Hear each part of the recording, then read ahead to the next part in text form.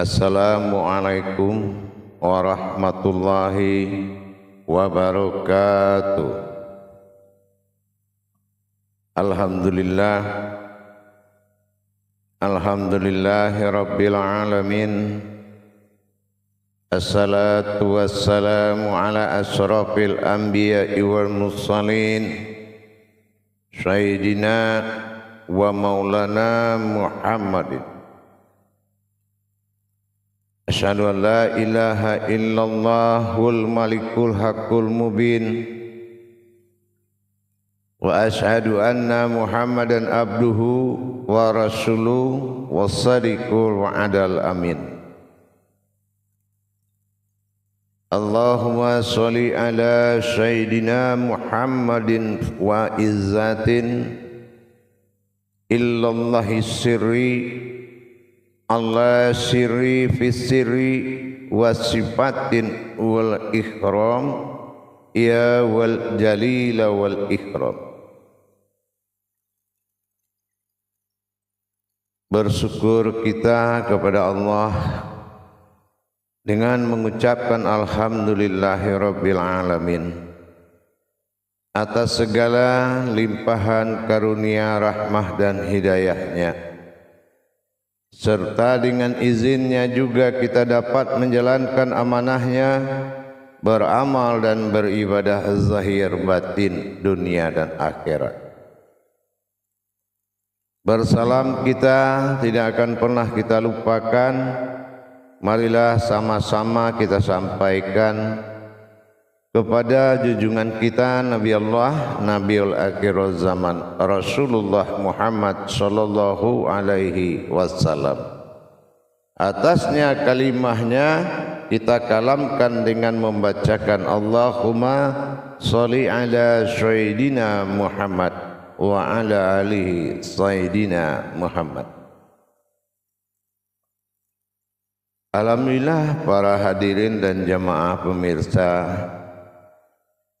dimanapun berada, kaum muslimin dan muslimat saudaraku seiman, bertemu lagi dengan saya Guru Mursyid Syekh Nur Muhammad Buya Irwan Maulana Al-Khalidi Sumatera Barat dalam YouTube channel kita, YouTube Buya Pasaman Timur, dalam rangka kupas tuntas hakikat ilmu amal dan ibadah demi meningkatkan iman dan takwa kita kepada Allah Subhanahu wa taala. Itu tujuan utama daripada YouTube Buya Pasaman Timur, mengangkat harkat dan martabat Allah di dalam diri sehingganya jelas jalan yang hak berkodratkan ilmu, jalan yang hak berkodratkan iman, jalan yang hak berkodratkan akal. InsyaAllah dalam waktu dan kesempatan yang sangat kita muliakan yang diberi oleh Allah, saya sebagai penuntun dan pembimbing Guru Mursyid insyaallah akan berbagi wawasan dan ilmu pengetahuan. Pada topik saat ini kita mengalahkan perhatian kita seperti yang pernah tersampaikan dan disampaikan pada tayangan sebelumnya, yaitu tentang 4 batin Allah dalam diri, napas tanapas ampas nupus, sebagai titian sir menuju arasnya Allah. Karena kalau tidak kita memahami hakikat yang sesungguhnya ini, maka tidak ada yang sesungguhnya yang dilakukan itu. Kenapa? Karena kodrat 4 batin ini sangat menentukan terijabah atau tidaknya ibadah seseorang kepada arasnya Allah. Pada waktu dan kesempatan ini saya mengajak kita bersama saudara-saudaraku semuanya tentang hakikat ibadah zikir yang jatuh kepada makom tanafas. Kalau yang sebelumnya adalah napas yang dikodratkan alif hamzah baris di atas, itu nafas. Kodratnya nafas. Naf adalah diri dan sesungguhnya adalah as. Tapi pada waktu dan kesempatan ini kita akan belajar memahami ibadah batin kepada Allah, yaitu yang kedua, tanafas. Pada dasarnya disebut tanafas ini sebagai wujud diri yang bersifat alif hamzah baris di bawah. Ini menandakan suatu ketakwaan. Ta itu ibadah, naf itu diri yang benar. Jadi tanafas ini adalah kebenaran dan sebuah diri yang melakukan tingkat kebenaran yang luar biasa ibadahnya kepada Allah, ibadullah. Diri yang dinamakan tanafas ini adalah diri yang beribadah. Apa yang dilakukan oleh jalur makomnya kodrat tanafas, yaitu melakukan ibadah zikir tanafas ini dalam masa kodrat alif kepada alif, menjaga hubungan batin Allah dengan asmanya dan menjaga batin Tuhan dengan husnanya. Sebagaimana yang pernah kita pelajari, kalimat-kalimat yang akan disampaikan oleh keakuannya dengan kalam hu, dan kalimat-kalimat wujud yang akan ditajalikan dengan batinnya sendiri dengan kalam Kita tahu kalau ini adalah sebuah kodrat batin perpaduan dari batin dan adalah sir rahasia dan adalah zat awal. Kalau sudah zat awal dan sir dan menyatu menjadi satu batin yang maujud disebut dalam untuk tajalli. Untuk itu alam batin, diri batin tidak bisa dipisahkan. Sebagaimana penghimpunan kodrat daripada zikir tanafas menjaga keberadaan batin alif tersirat dalam diri dan alif tersurat di kodrat jasad atau dinamakan dengan aftar dan ba'dalnya. Untuk ini kita melihat kepada wujud penamaan atau kodrat penamaan terhadap diri batin yang wujud pada dalam batin,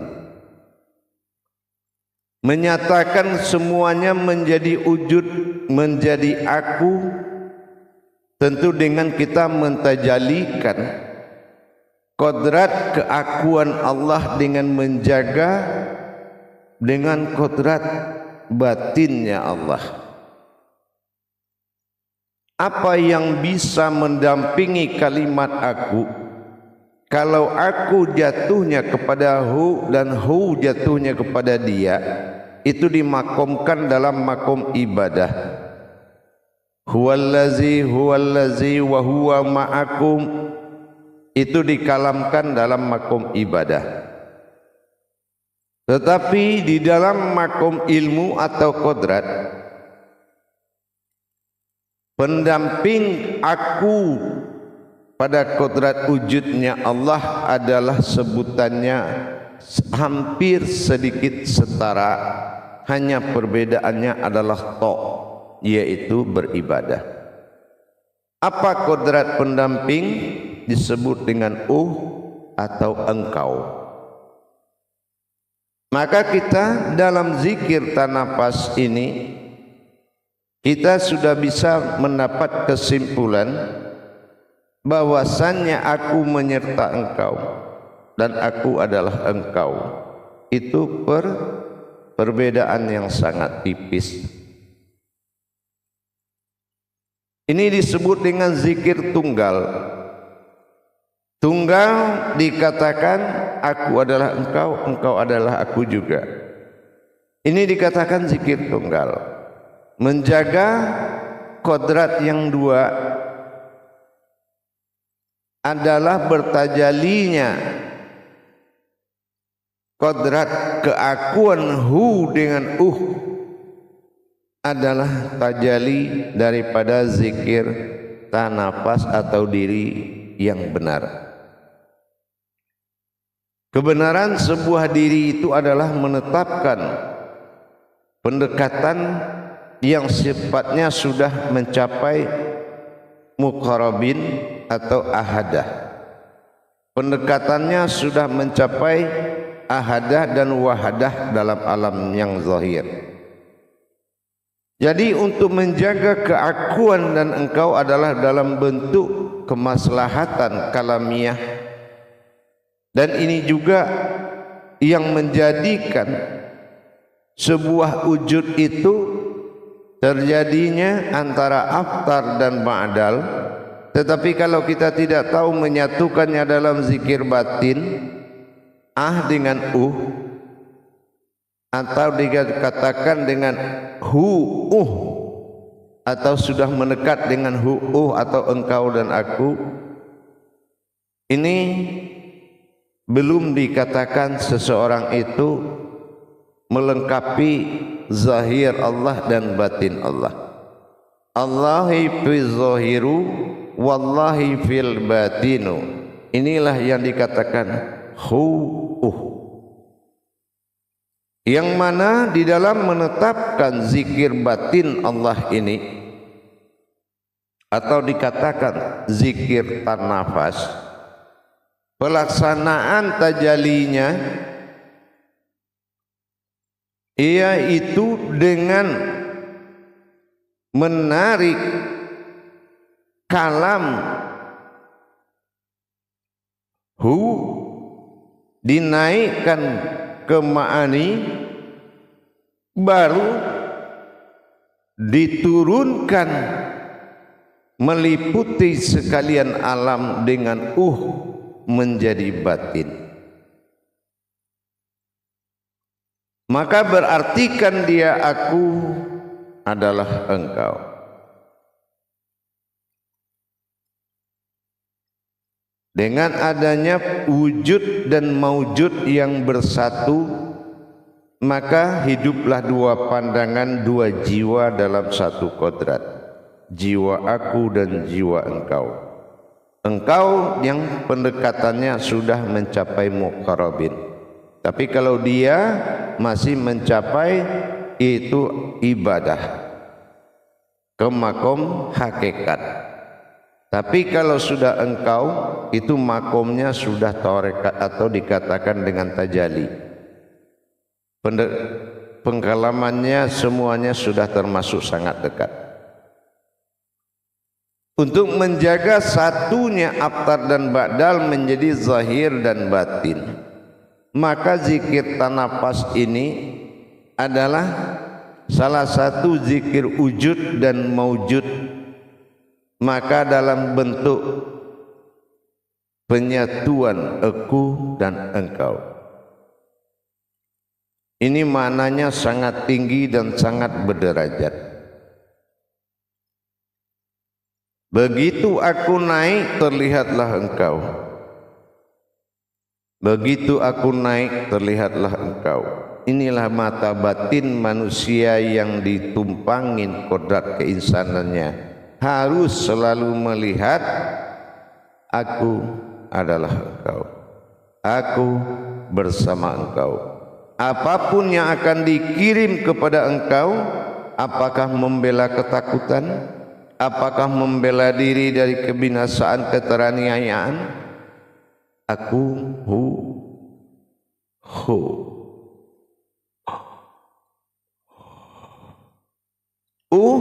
adalah bertajali, tidak perlu sekali sampai meliputi sekalian alam, tetap pada kalimat tiupan tarik dengan turunkan dengan liputi dengan itu laksana napas yang tidak berhenti. Selama napas berjalan,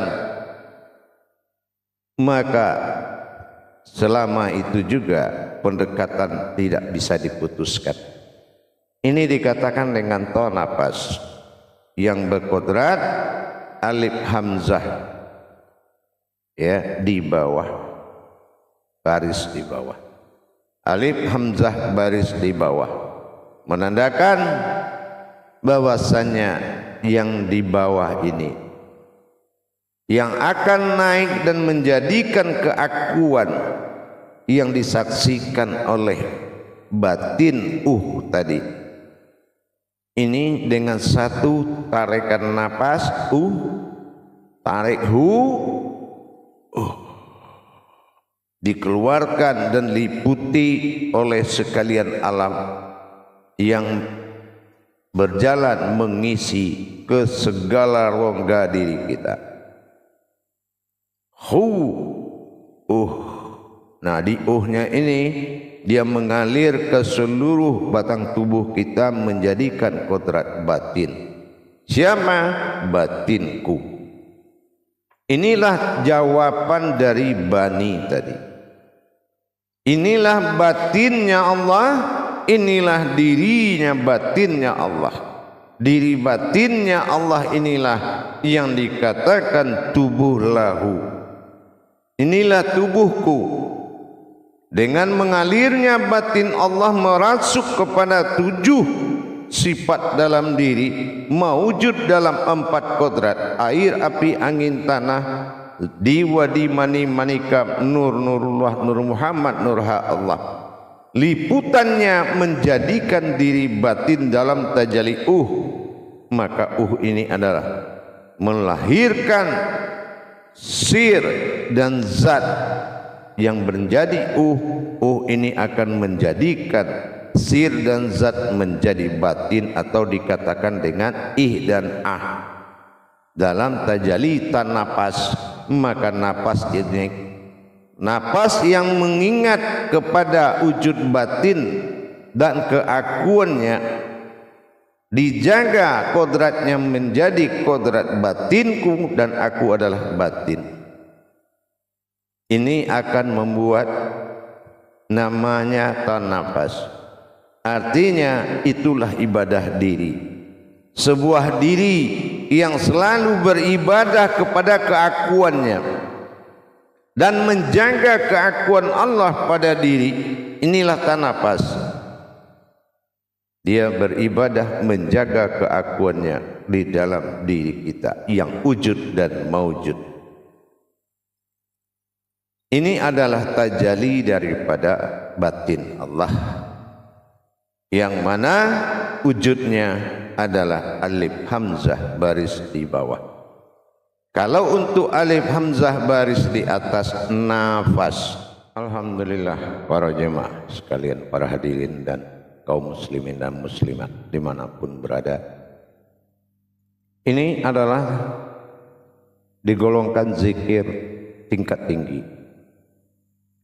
Dinamakan tingkat tinggi adalah kodrat yang menyatukan menjadi satu, menghimpun menjadi satu. Disebut juga dengan zikir tanafas. Jadi zikir tanafas ini adalah makom yang sangat menuntut ketunggalan, mengingatkan dia adalah engkau, engkau adalah aku adalah engkau. Ini pemahaman sangat tinggi dan sangat mulia.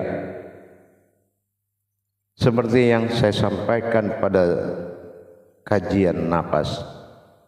Napas bukanlah wujud diri yang bernapas.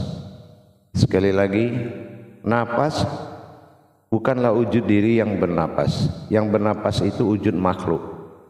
Diri adalah napas, napas adalah diri. Dalam makom tanapas inilah kita menetapkan rasa yang paling kuat dan sir yang paling kuat. Bergejolaknya batin dan sir Allah dalam makom zat wujud batin selalu bertajali dan bertajali, bukan kena naik dan turun, bukan keluar dan masuk, tetapi mengingatkan dan yang saling mengingatkan antara dengan hu. Ini adalah kekuatan zikir tunggal. Dalam maksud tunggal adalah wujud dan maujud. Dan adanya la maujudun illallah ini sangat dituntut di sini, sehingga dengan adanya aku dan engkau, membuat kita semakin nyaman, semakin beribadah, semakin meningkatkan ketakwaan kita. Zikir sir batin ini adalah zikir keakuan. Bagaimana menghimpun semuanya menjadi aku, dan engkau adalah batin yang mengingatkan. Ingat, engkau adalah aku.